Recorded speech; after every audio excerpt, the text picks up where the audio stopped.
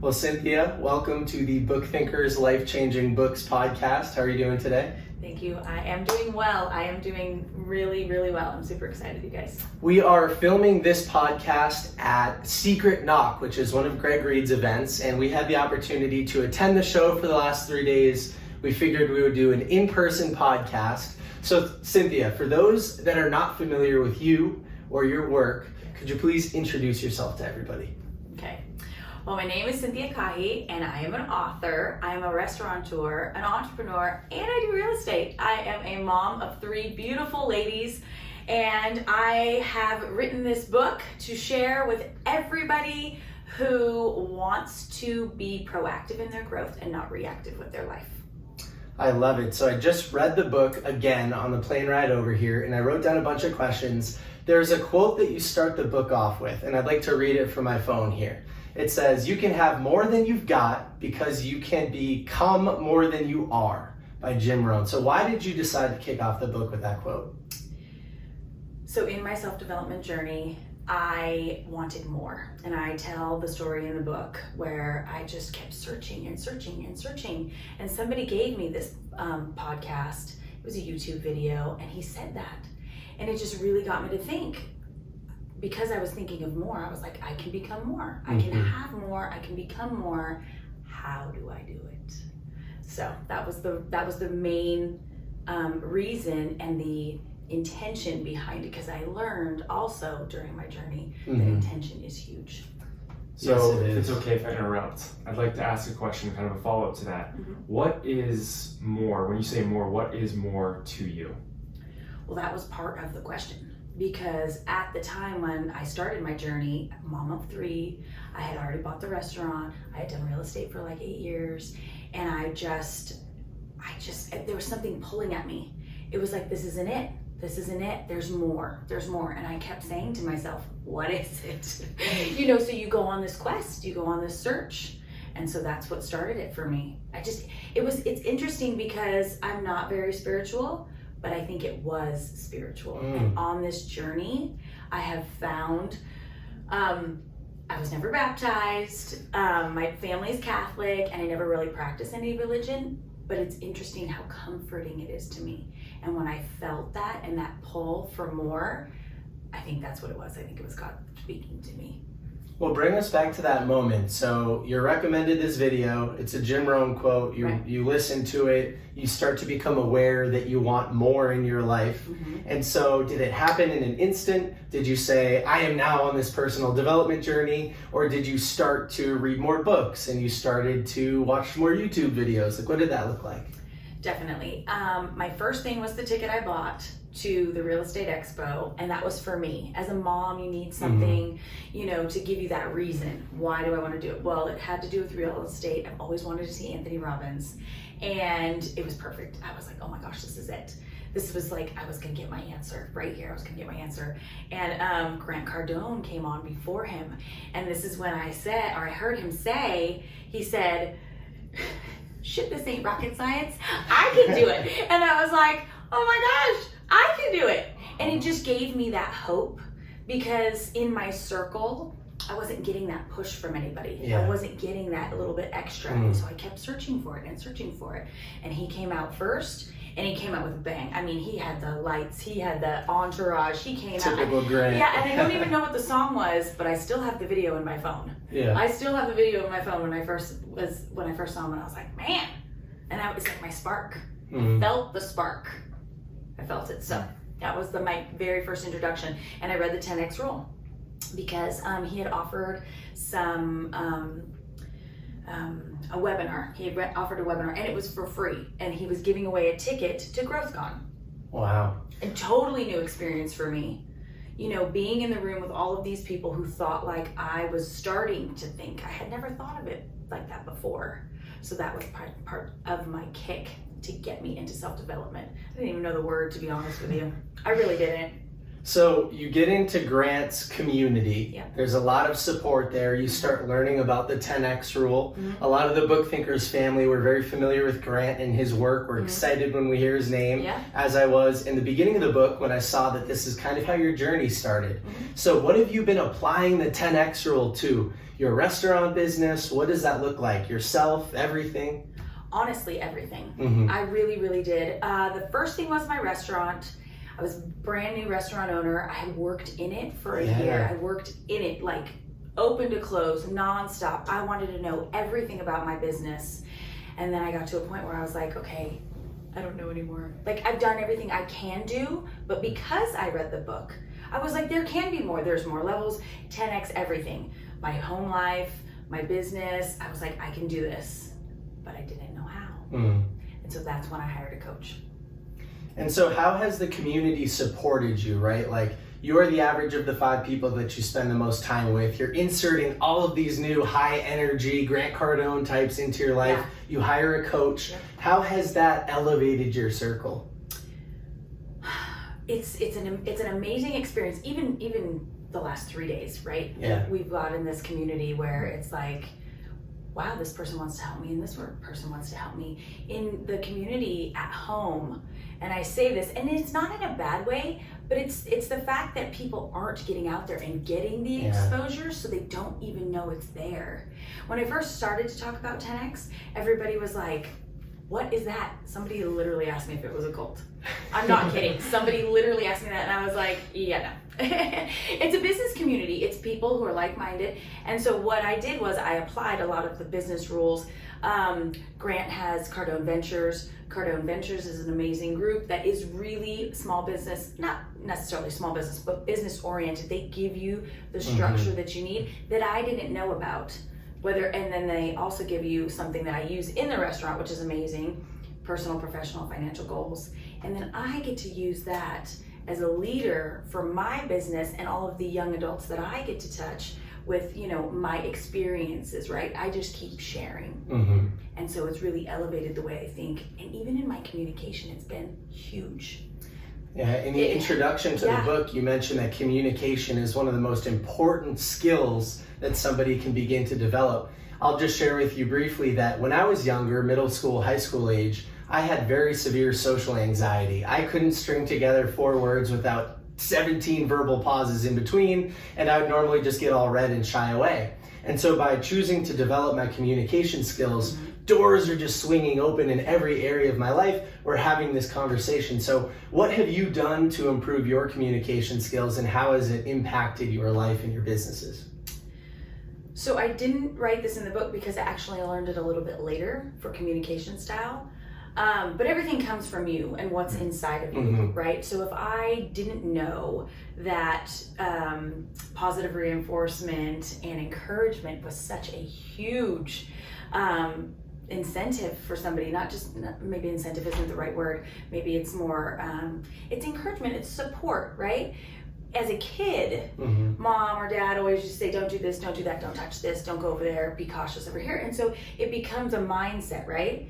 And so in the journey, I've learned that even your mindset and how you think of things will change your speak and your communication style. Sure. So when I learned that, I really took a step back. I even verbally communicated it to my staff. I was like, I'm not the same person I was yesterday. Wow. And I really, truly, I'm approachable. Come to me when you need something. I've learned how to ask questions instead of giving them the answers. And they're young, so they're just looking for answers. You know what I mean? Sure. So the interaction with the communication is to ask the question and then just wait. And it's a really cool trick. It's a really cool trick. Yeah. So Nick mentioned the introduction of your book, and I wanted to ask, there was a great story in the beginning of your book, and I believe it was in the intro, that you talked about. You set the intention to get up at 3:30 in the morning. Yeah, and you woke up late at 4:58, and it resonated with me because a lot of times when I wake up late, that's it. Like, my whole day is ruined, and I can't, that's it. It ruins the day. So what I want to ask is, how did you get the mindset to a point where you're like, oh, I set the intention to wake up at 3:30 a.m., but I'm actually okay. I woke up at 4:58, and that's all right. How did you get to that point in your mind, in your life, that you were like, I can be okay with that? Or is that something that you've always been okay at? No, definitely not always been okay with that. I have 3 girls. So learning to be flexible with situations like that, you can't control everything. And so in that particular scenario, it's pretty funny because literally this is the time where I'm starting to learn how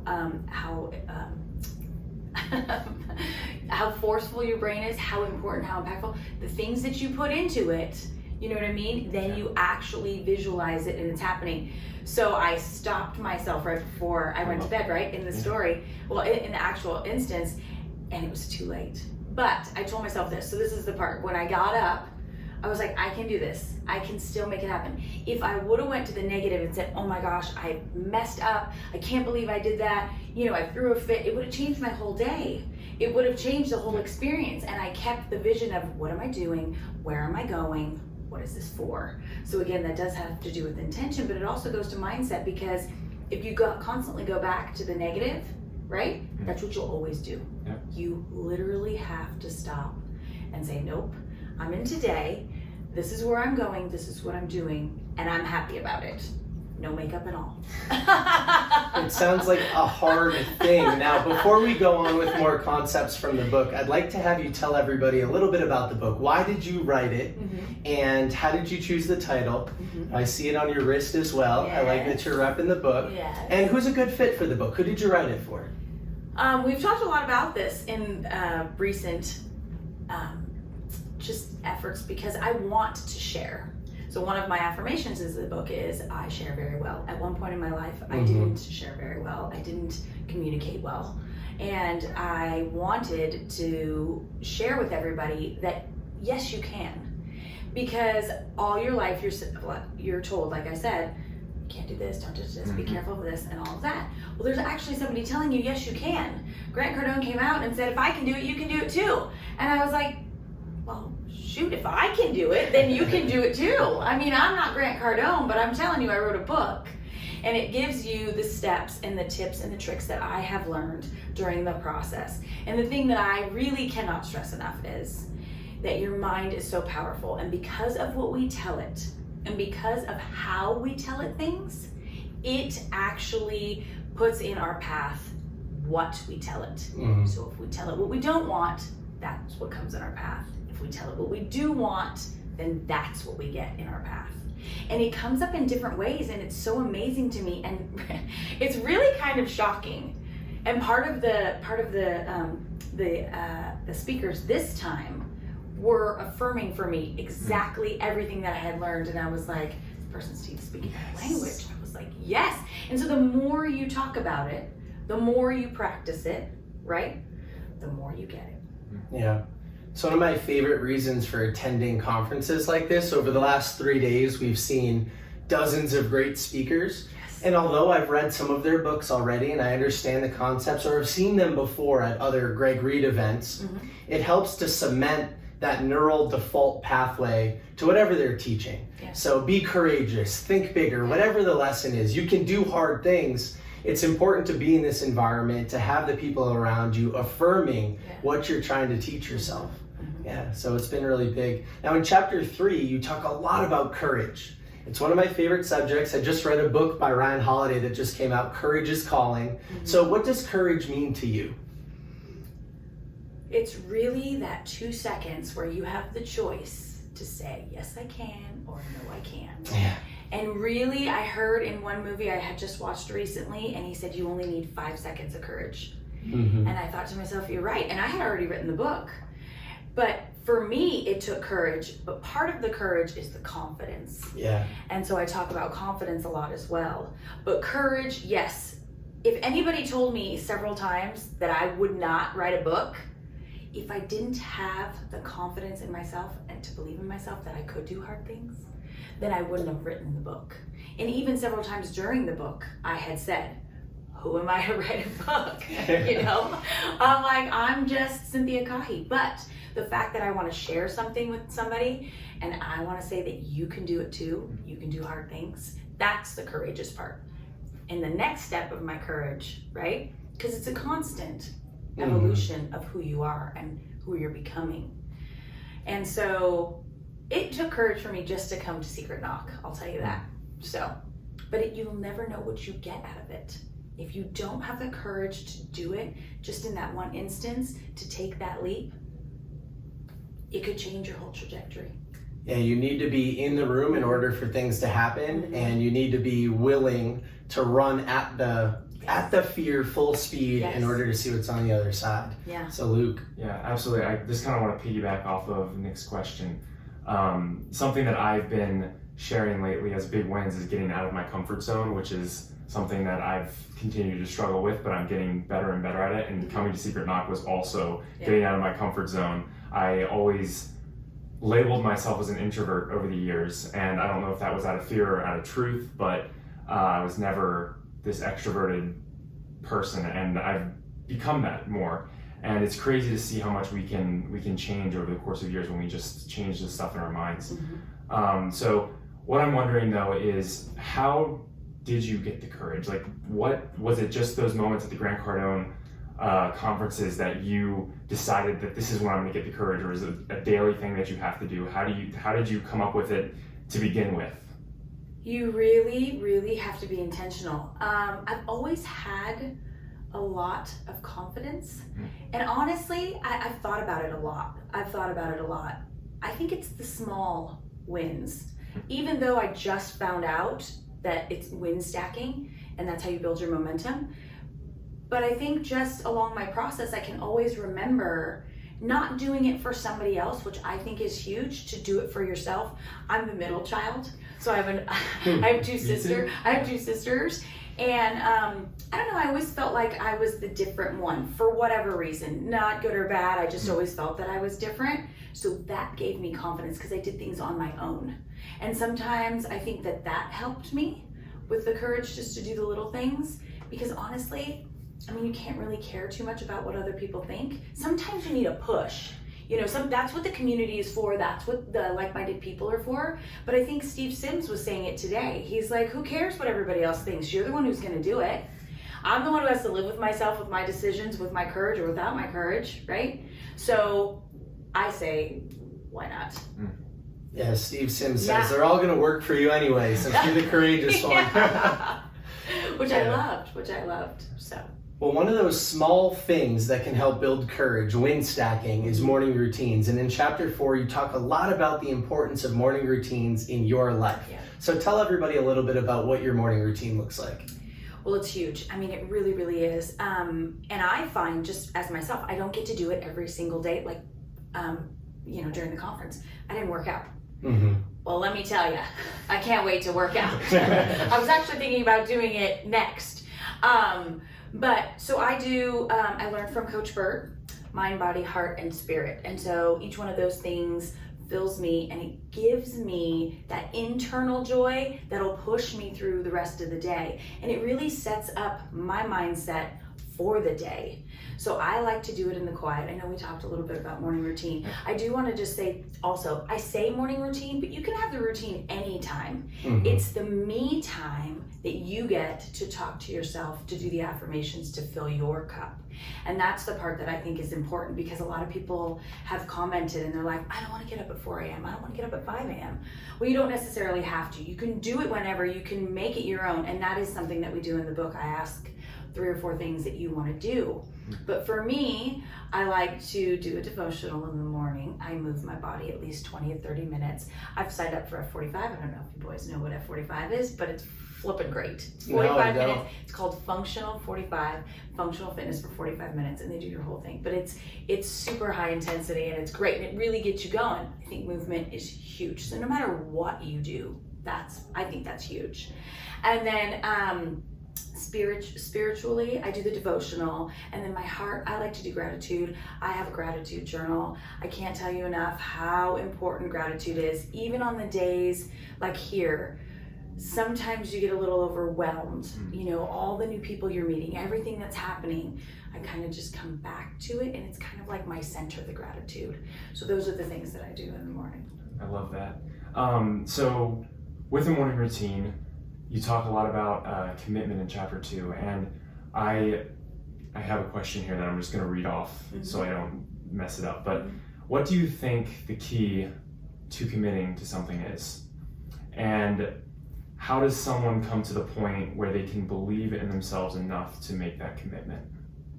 It's a great question. Well, commitment is huge, and I give the example in the book. Somebody will say, oh yeah, I'm committed to this challenge, I'll do this X, Y, Z, and they don't do it. Just because you say the words doesn't mean you're truly committed, right? Just because you say the words. So being committed means you have to give something up. It's just the way it works. And I even say this in the book because I thought about it 10 ways from Sunday. Nobody wants to give something up. Nobody wants to feel like they're giving something up, right? Yeah. But what you get in return is so much more than what you have given up. So the commitment is deciding that you want to have whatever you're committing to, right? So for me, let's just say committing to write the book. I mean, I committed to, half an hour a day. I had deadlines, but I had to give things up, the fun things. I hate to say it, but I had to give up some time at work, so I had to have the manager do some things. People were like, when did you have time to write a book? I was like, people, if you make a commitment, right, you got to get it done. So that's the little things for me. I mean, it's really setting my mindset and saying, I'm committed. And even though I say it, it's the practice in between, right? It's the doing the things that you didn't want to do or giving up the things that you really want to do, because you're going to get something in the end. You're going to get the end result. So well, in part of Grant's books, he talks about that 2 steps back sometimes in order to take 3 steps forward. When Grant was 29, he was in and out of the rehab, and he said, you know what, I need to move positions. It's going to be a step back in income, but then years later he's out earning. And so what areas have you taken a step back in order to learn? Like you just talked about it a little bit with writing the book, you're out of the restaurant, but then at the same time you learn how to delegate more effectively so you can come here. Yeah. Are there other areas of your life that you've had to take big steps back and kind of like fix things at the ground level in order to move forward? Yeah, for the restaurant, you think you're doing a good job. You think you know what you're doing. I was in it all day, every day for a full year, just everything. So to hire a business coach, whether it was a coach or even a mentor, because Cardone Ventures does a lot as well. They give me the tools that I need, but it's an ego thing, right? You have to say, okay, well, I did that wrong. It all comes back to you. In leadership, it all comes back to you. It's either because you didn't communicate right or you just didn't know. And so for me, when I had to take that step back, I really had to say, it's not about me. Because, the ego comes in and you're like, oh my gosh, I can't believe I've been doing that wrong, or oh, I didn't do that wrong, So for me, the really taking a step back and wanting to be ahead, take those 3 steps ahead, I had to say, okay, I'm committed. I'm just going to take everything that I was doing and kind of move it to the side and say, just going to give me the information and I promise I'm going to use it, And that has helped me push through COVID. I can't even tell you how much it's helped me push through COVID because of the restaurant and what I didn't know and how I'm on social media now. And that was something that was kind of crazy too, just putting the camera in front and I'm live, people. Here I am. And we're doing it right now. I know. I love that. I'm actually wearing a chain here that says ego is the enemy, because that was a really important thing that I had to deconstruct and rebuild in order to take the steps forward. So we share that in common. Yeah, well, it's crazy because a lot of people don't even see it. They just. I didn't for a long time. And I didn't. It's just part of what we're ingrained with. Ego can help sometimes, but for the most part, you really got to put it to the side. Well, to wrap up the morning routine part, if you had one recommendation for somebody who's listening or watching and they say, you know what, the morning routine sounds great, it's going to help me start stacking small wins. Yeah. What's one thing that you think people should start with? Just carving out the time, because everybody says I don't have time, I'm busy, I want to get up, I've got kids, there's always a reason why not to do it. But if you want to make a change, you have to change. Yeah. So if it's not working, you got to change it, and to have the morning routine. And even like I said, even if it's not in the morning, just to take the time to carve it out, to really do it for you, you have to in order to make a change. So you just have to commit. And it could be at lunchtime. Maybe you're at work, right? You don't have the kids, you don't have anybody else, you have your hour. set aside your hour and do 2 or 3 things. It's just for you that helps fill your cup. And then when you come back from lunch, you'll be like, oh, damn. Hey, we're going to go hit the gym post-podcast. Yeah, So it's going to work. See? I love it. So moving on a little bit, in chapter 4, you talk about this concept of living in your imagination instead of out of memory. I would love to know a little bit more about what that means, and if you can explain to our audience like what that's about and how you've implemented that in your life. It's funny because it's really, so the imagination, you have to see it first, right? That's what they say, you have to see it first. So I never wrote down my goals before I started this journey. I didn't even know what kind of goals that I could possibly have. So I took that and I was like, I really thought about it, right? And to be in your own space and to really just say, what do I want? What goals do I have? So the dreaming process right there, if when you wake up in the morning and you could dream just for 15 minutes and say, what do I really want? And just to visualize it, I mean, even that elevates your vibration, right? And it gets you to that point where you're smiling and you're thinking about things and what you want. And so for me, that dreaming process, anytime my subconscious comes back and it says, you can't write a book, I'm like, yes I can, because I can see it. You know, I wrote on my goals every day. And I didn't know the title of the book for a while. I did polls on Instagram. I was like, what should it be? And everybody's like, you know what it should be. Because one day I had said in one of my lives, I said, you can do hard things. Because everybody says, oh my gosh, it's too hard. It's not too hard. It's all in the way we think about it. So when you say you can do hard things, then it doesn't seem so hard, right? So the dreaming process, the affirmation is, today I choose to live out of my imagination and not my memory. That actually came from the book, which is Coach Bert's, and that is the Say No Practice Life. So it was really important. It was actually kind of a turning point, you know, to think of those things and really dream on them. If you could have a dream session every morning, I mean, just think of how it would change how you looked at things. If you're constantly in that vision, then that's the part that you'll always be pointing to. That's the positive mindset, and that's really important. Well, part of that vision statement process, we get a lot of questions at Bookthinkers about creating video content and being on camera. A lot of people tell us, hey, I'm not good on camera, or I can never create videos. But I've noticed you're very good on video. And so despite sometimes what some people might think, like you're out there doing Instagram lives, like I would say you're in the top couple percentile points compared to the general population, right? You're doing the lives, you're on the social media, you're doing a podcast with us right now. So how can people get started if they have a limiting belief around video content? Okay, listen. First of all, everything that comes out of your mouth is powerful. Don't say you're not good on video. Don't say, oh my gosh, I'm never doing an Instagram live. Yes. I started I called them walk talks at first because I was taking walks around my neighborhood. And I said, I'm just gonna do it. I said, I don't care. It was dark. I beat the sun up sometimes. I'd stand under a light on the street. I'm not kidding. Yeah. And I was like, I'm just gonna go with it. I was sharing. I just told myself I was sharing. And as soon as you flip it, I'm telling you, as soon as you tell yourself you can do it, as soon as you tell yourself, I'm just gonna try this, it's okay. I'm not perfect. Nobody cares. You can do it. You can do hard things. I promise. You really can. I love it. It's just what you tell yourself. It is. It's very true. And you are good on video. Thank you. So another concept that I love talking about is books. And back in chapter 1, you mentioned that early in your journey, you read a book called Meant for Me. Yes. So what does that book mean to you? And in general, what do books mean to you?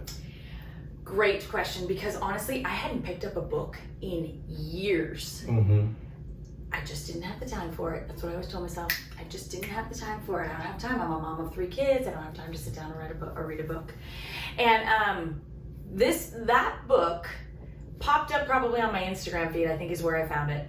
And I was wanting more. I was just searching for it. And it's funny because they say that it listens to you, right? Well, the book title is Meant for More. So in that book was really when I found out about the subconscious and the conscious, and it's funny because it was so simple to me. It can be complicated, but once you just have that general concept, it opens up this whole new world. So once I read that book, I was like, wow. Then I read Grant's book, 10X. Then I read Coach Bert's book, and then it just started going, and I was like, oh my gosh, there's so much I don't even watch TV anymore. I have one TV show that I really love, but otherwise I read. I always read. And people ask me, I can read 3 books at a time. I Audible.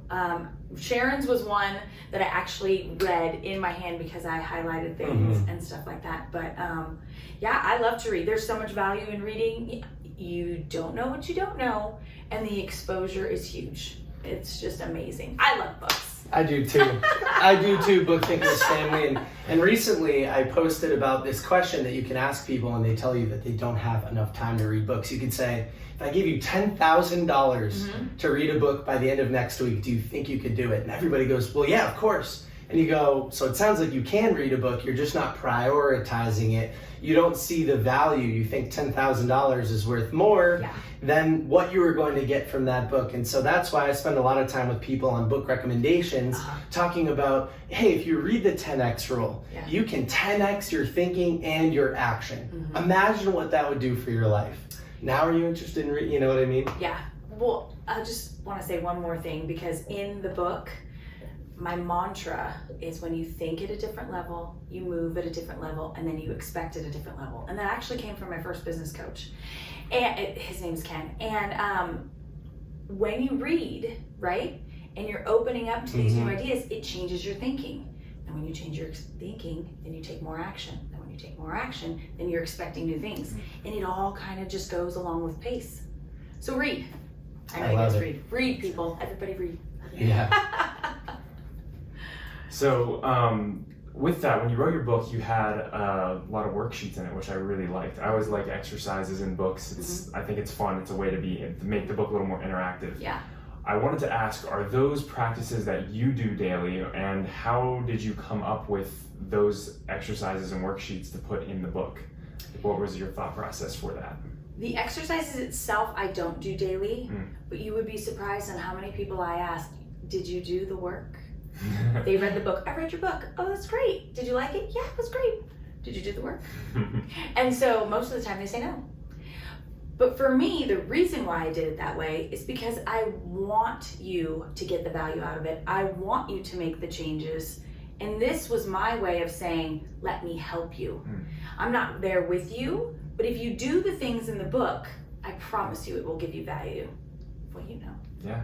Action beats all. Did you do the exercises? I did not. 50-50 split. 50-50 split. You know what's funny though is that I normally do, but it was just chaos this week, and that's totally my bad. No, I didn't do it. I didn't mean to put you on the spot. I just thought it was interesting because some people, and you know, some people are more advanced and they've already done some things that are similar. But that very first question, do you know what you want? Yeah, it's funny because I, in here, you'll see like I do highlight things and I bracket them off. And then I got to, at the end of the first chapter, and I didn't do it. So now we can show everybody. But it's a big question. It's a really big question. And I really think that, and I did it on purpose. I had a woman who came in and she said, I bought your book. And she says, oh, I thought it was going to be an easy read. It is an easy read. But people don't want to do the work, you know? It's like, you can do hard things. I promise you can. And I'm not saying just because you didn't do the work. I'm just saying it's partly the mindset. It's partly the mindset of, oh, I'm okay with what I'm doing. And I said, to really make a change, you have to do things differently. So if you're not asking yourself the questions and really being intentional, then you're not going to get the benefit. But it might be just the introduction you need to start the next steps. So that's my hope, is that somebody can take one thing out of the book and know that to make that change, they can be better for it. They can change it. Absolutely. I have one more question. And in chapter 3, you talk about big dreams. I would love to know, like, what are your big dreams? Number 1, for your life, and then number 2, you own Home Run Pizza, which is awesome. I need to get there one day. I'm excited to try knuckleballs, right? That's what they're called. Knuckleballs. Yes.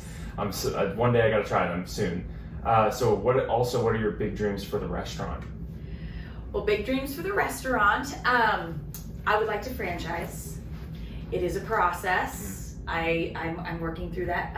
Cardone Ventures is giving me great tips and tricks, real everyday process and procedure that I can implement. And once I get there, then I can have, you know, the franchise model. The knuckleball, I don't know if I want to share this, but hopefully everybody will be able to try a knuckleball. It is good to just voice it. Yeah, It is good to voice it. So my big dream is that the knuckleball will be in stores. It will be in freezer sections at Safeway, at Trader Joe's.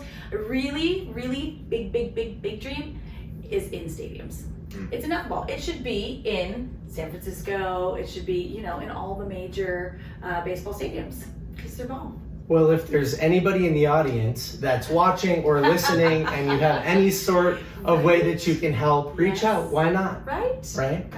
Yes. One of the things that we learned at this event over the last 3 days is to state what you need help with. Yeah. You can't be afraid to ask for help. Yep. And so if there's anybody out there that can help. Yep. Manufacturing, that's my big thing right now, is because I don't know anything about it. It's brand new for me, but that's my dream. I did talk to a couple of people, so let's see what happens. I love it. Yeah. One other one, just so you know, is I'd like to be, big dream, I would like to be bi-coastal. I would like to have a house on the East Coast and a house on the West Coast, because West Coast is where my family is, but I love to travel. I love to travel, so. We do too. Yeah. Yes, we do. We do. Well, I'll ask one final question. So it seems like you've really embraced this world of personal development. Yes. Books, coaches, seminars, communities, online classes, and webinars. Yeah. So for people in the audience that say, wow, look at how much she's doing, where should you start? Should you start with a couple of books? Should you sign up for a group? Do you recommend any of the ones that you're a part of? What should people do? Definitely. Community is huge. First steps, I would say get around somebody who thinks bigger than you, because you're in this community of, well, should I do this or should I do this? So books are great. You can start with mine. It just gives you the simple basics, right? They say that it's the foundation. So get your foundation strong. Community is huge. Positive mindset. How to do that? I do have a Facebook group. It's called You, Affirmations and Positive Mindset. I go live in there often. I just went live today because I wanted to share some things about, you know, how you can do absolutely anything. You just have to really know that you can. And sometimes that's the biggest obstacle for people, is they just think that they can't.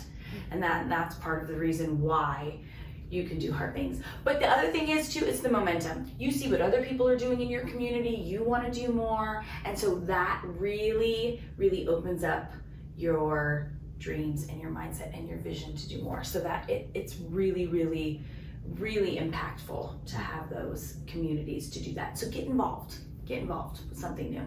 That's what I would say. Before I ask where people can get in contact with you, Yes. What's the first thing that comes to mind when I ask, what did you get out of this Secret Knock conference? I would say relationships. Definitely relationships. It is invaluable who you will meet, who is sitting at your table, how many times did they go around and say, you don't know it, but so-and-so's sitting here. One of my favorite stories is Sharon Lecter. Sharon Lecter and I have a very cool relationship, and it just happened on a whim. It was exposure, and then just being in the room, and now our circles just keep colliding. They just keep coming into each other, so it's amazing. So the relationships are huge. Yes. Really huge. Yes, they are. And for people that are interested in buying your book or following you on social media, where should they go? What should they do? I made it really simple. That's a good thing. I made it really simple. I have a website. It's my name, CynthiaKahi.com. Everything is Cynthia Kahi. LinkedIn, TikTok, Instagram, Facebook. It's all Cynthia Kahi. So if you want to find me, and if you buy the book, it is on Amazon. All right, perfect. Well, thank you so much for coming on the show today. Yes. Thank you so much, you guys. I had so much fun. Thank you. I appreciate it. You too.